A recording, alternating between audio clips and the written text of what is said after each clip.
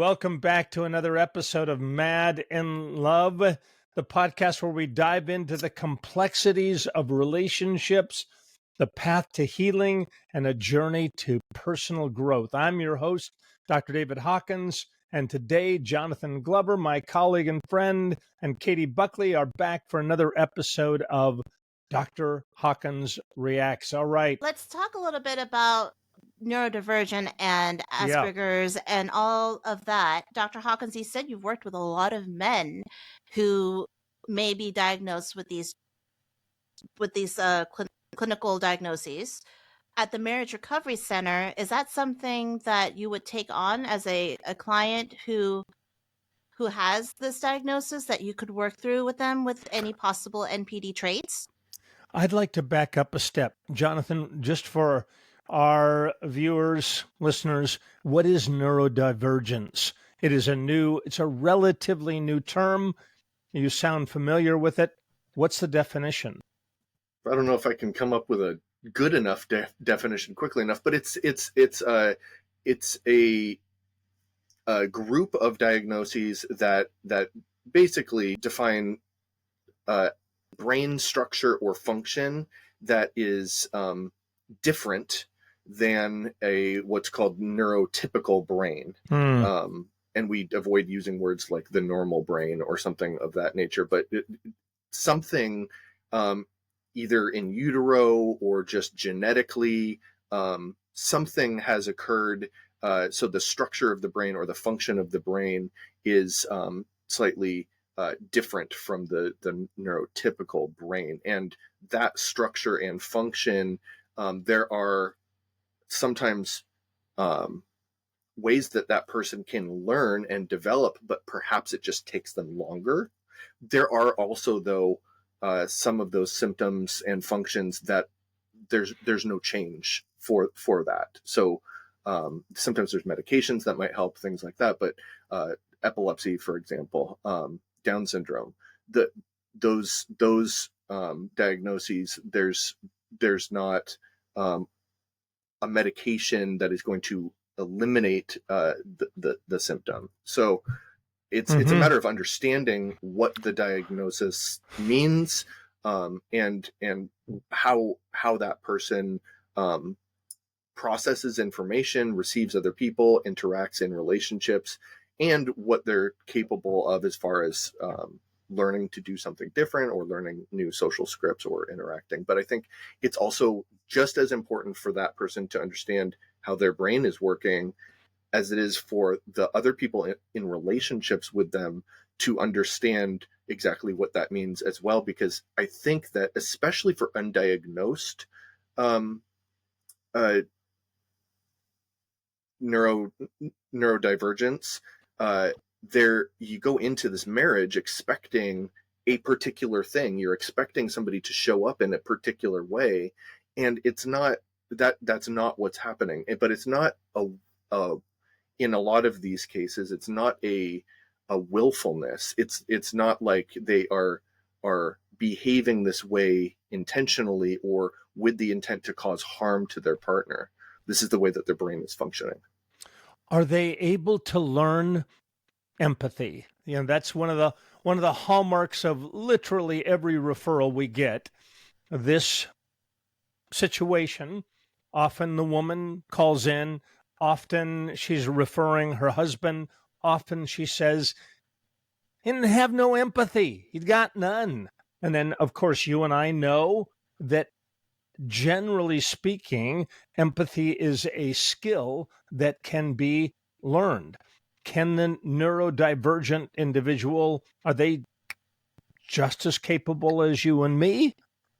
Less capable? I think neurodivergence as a umbrella term is so broad that you would have to really account for the specific diagnosis and the individual. So it'd be really difficult to answer that as a blanket statement. I would say, one of the things that we talk about is the difference between rational empathy and compassionate empathy. Yeah. And a lot of the men that are on the autism spectrum, they are low in both. When I start working with them, they're low in rational empathy and compassionate empathy.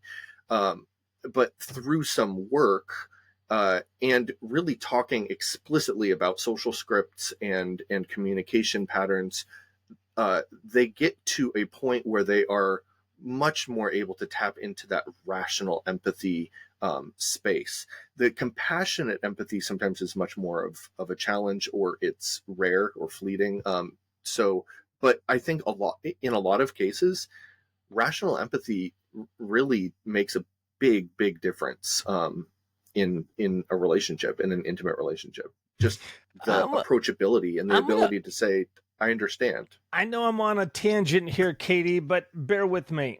I'm going to push back a little bit, Jonathan. So I've called those, by the way, cognitive empathy and emotional empathy, or, there's different terms for it. I think we're saying the same thing, right? Invariably, meaning like 98.7% of the time, which is a lot, when he gives cognitive empathy, I understand. Now I'm going to be a little, I'm not trying to be theatrical here when I go, I understand. I hear that you're really hurting. I understand that you're really in a lot of pain. I understand that I've really caused you a lot of distress. And she's crying. And then she looks at me and goes, what's that? What's that? So he's done the cognitive empathy, and the mirror neuron, that's another topic. We won't go there anyway. He doesn't, and when I look at him and go, I think she's looking for a little more compassion. Well, I feel compassion. I'm sorry you're hurting. So you said it went a long ways. I don't notice it going a long ways. I notice, in fact, the opposite, that she is saying, I want to feel his empathy. I want him to attune. I want him to join me in where. Oh, all right. Anyway, you get the point. What do you think about that? Well, I think I'm thinking of the neurotypical clients and couples that you might be also thinking of. Yep. And I've sort of set them aside for a moment when talking about the neurodivergent couples. And when there is no clarity about what's going on, and then all of a sudden there's this evaluation and diagnosis, and both of them, and like I said earlier, the woman in this case is also just understanding things much differently. Yeah.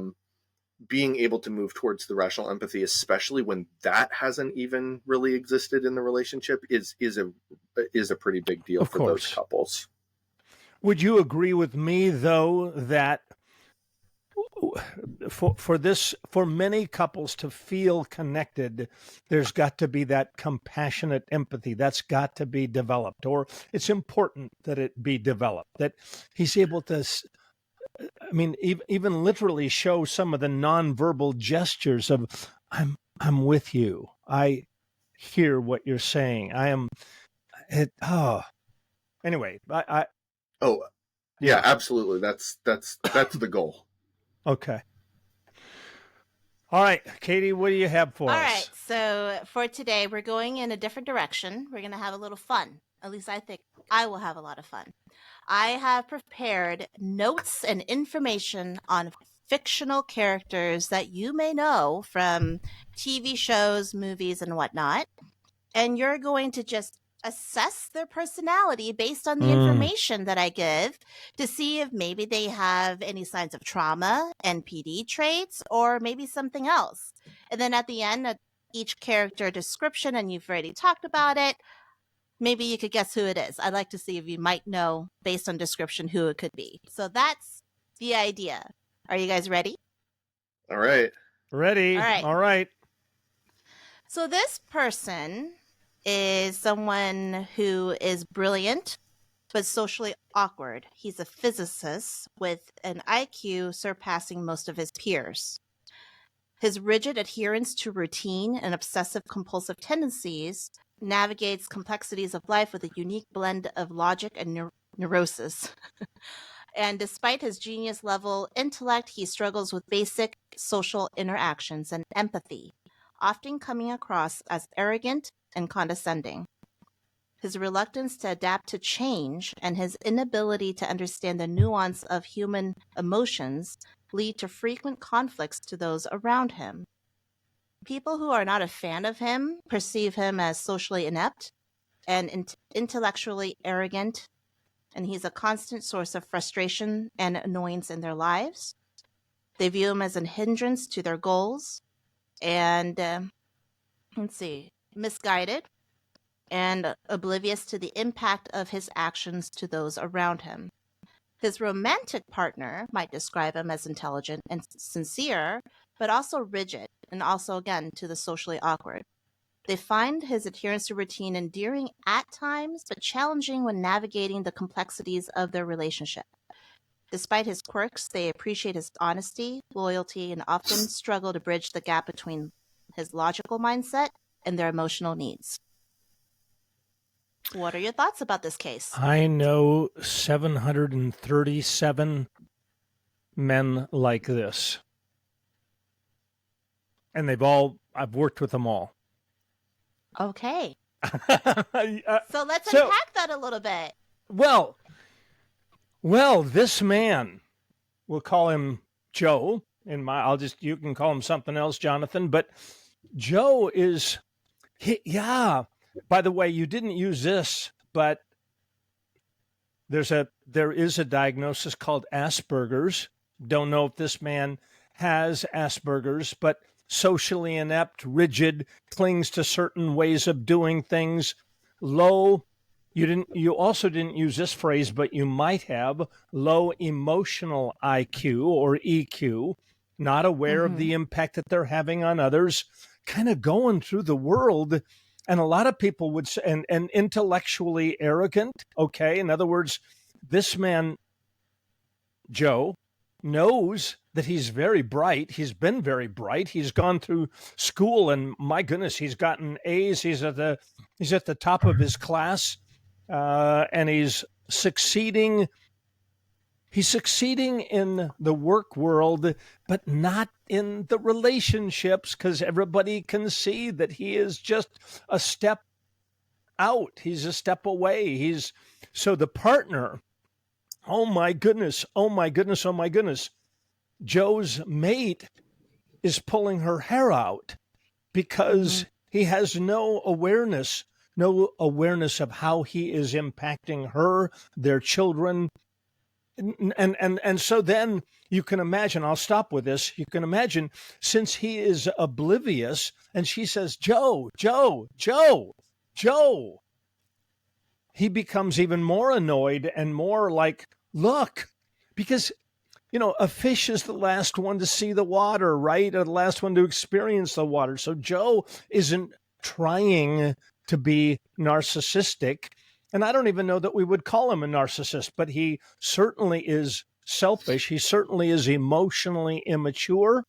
He certainly lacks empathy. He lacks many of the qualities that we would say, that person is narcissistic. Now, Joe, but let's cut him a little bit of slack. Joe doesn't wake up in the morning. He's not an overt, grandiose narcissist. There's different kinds. The overt, grandiose, we all know that woman or man who walks into the room and is all, hey, I'm here, everyone. Notice me. This Joe, in fact, he in all likelihood is an introvert. And so, he's not looking to take over the room, and he doesn't take over the room. But boy, in his marriage, she is really, really, really frustrated because, and again, I'll stop with this. A relationship is built on being able to impact one another all the way through the stages of life. Hey, Joe, we need to talk about how we're raising our kids. Joe is oblivious. Joe is not sensitive. Joe doesn't pick up the cues. Joe doesn't want to sit down and talk about how we are raising our 2.5 children. Joe doesn't want to talk about the money. Joe doesn't want to talk about any of it. It's not in his wheelhouse. So, all right. And I really have worked with many, many, many men. and some women who really, whether they are diagnosable Asperger's or not, they are oblivious, lacking empathy, and need to grow emotionally. Whew. All right. Jonathan, what do you think? Yeah, I agreed with what you just said. I think with neurodivergent clients, the question for me becomes, are you interested in learning about how you are coming across to other people and how they are receiving you? And are you interested in learning on about how to change and how to modify and how to develop new skills and learn new social scripts? Oh, totally. Jonathan's question is really the best question, Jonathan. You've hit the nail on the head again. Is Joe really interested in changing? Because this rigidity, that's really what frustrates the daylights out of her, because it's not just that he has these traits, but when she confronts him, it doesn't go anywhere. And actually, it does go somewhere. He becomes oppositional. And that's a word that we should all become more familiar with. Because what I notice, Katie and Jonathan, is when I start peeling off the layers, I notice either this individual welcomes my input, wants therapy, is willing to work with me, work with us, and we make some traction, or I just feel like I'm hitting the same wall that she is hitting.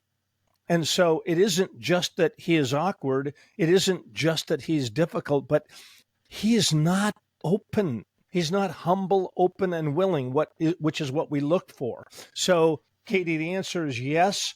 I'm willing to work with him, but he's got to show up. He's got to say to me, look, I am open to coaching, because she will tell us and has told us and tells us he's not open. He's not open. I've been trying and trying and trying and trying.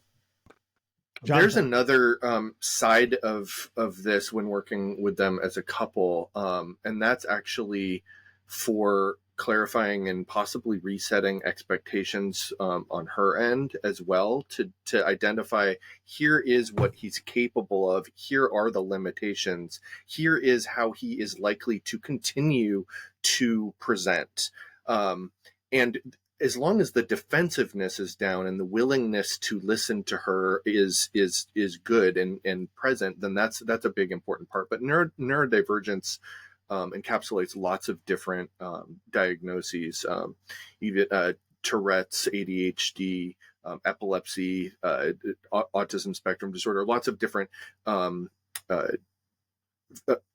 structure and the function of the brain, a lot of those diagnoses that fall under that category. And with some of those other diagnoses, there definitely are limitations, and there are adaptations that need to be accounted for. There are things that need to happen for that couple. You know, somebody with epilepsy might not be able to drive. Similarly, somebody on the autism spectrum, they might learn how to